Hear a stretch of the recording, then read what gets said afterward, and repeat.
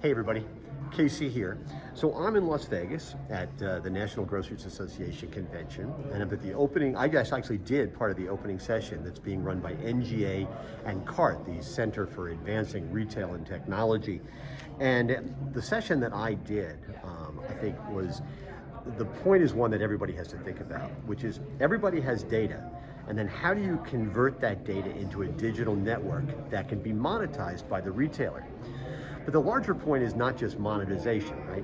What you really have to do is you have to figure out a way to use the data and the network to be able to create consumer engagement. Retailers have to get away from this whole notion of focusing on transaction. They have to focus on consumer engagement.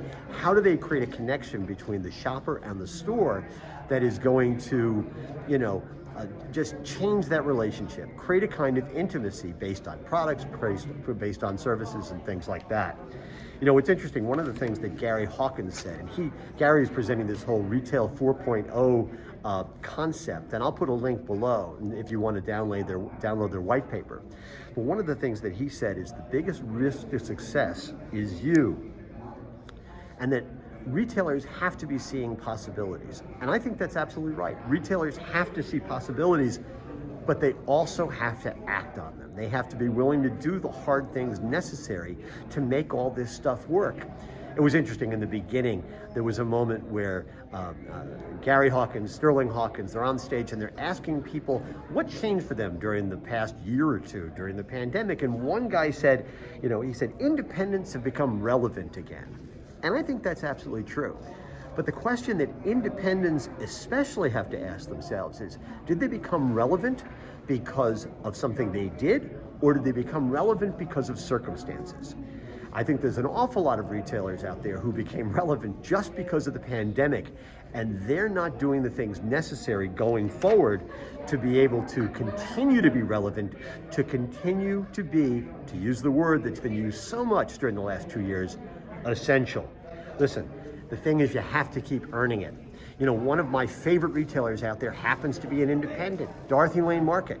And one of the things that Norman Main likes to say is, listen, we have a great reputation, that's terrific, but a reputation is what you had yesterday. You have to earn it every day, every minute, every hour, over and over again. So I just came outside so I could take my mask off and get a little air. I'm not going to say fresh air because I don't know that Las Vegas has a lot of fresh air. In fact, that has occurred to me during the short time that I've been here, that Las Vegas actually may be one of those cities that going around outside, you want to wear a mask even in the best of times. Some of the smells here are a little odd. Not a big fan of Vegas, what can I tell you? Listen, it seems to me at this point I can make the observation that NGA seems to have been rigorous in terms of its protocols. It is requiring that people either be vaccinated to attend or have a recent COVID test that has come out negative. They've been doing all those things. When they check my vaccination records, they also check my driver's license.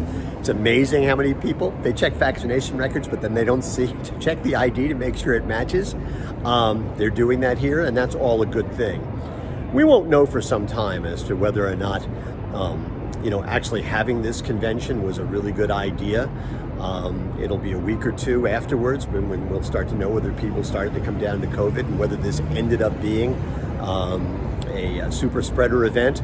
I hope not, but I will say this: you go on the floor of the casinos, and I don't spend a lot of time there because I don't gamble. I have to say between 60 and 70% of the people that I see on the casino floor, they're not wearing masks. And the fact of the matter is, Las Vegas does have a mask mandate. If you're inside, you have to be wearing a mask. People are just not doing it. So it may not be NGA's fault if there's a super spreader event. It may just be the fact that people come to Las Vegas and they think, what happens in Vegas stays in Vegas. Well, not if you catch COVID here. It's going home with you. So I have to say, I remain skeptical about whether or not this is a good idea. I hope it all works out. But meanwhile, I have this on all the time when I'm inside. I've been wearing it outside a lot. Anyway, that's what's on my mind this morning. And as always, I want to hear what's on your mind.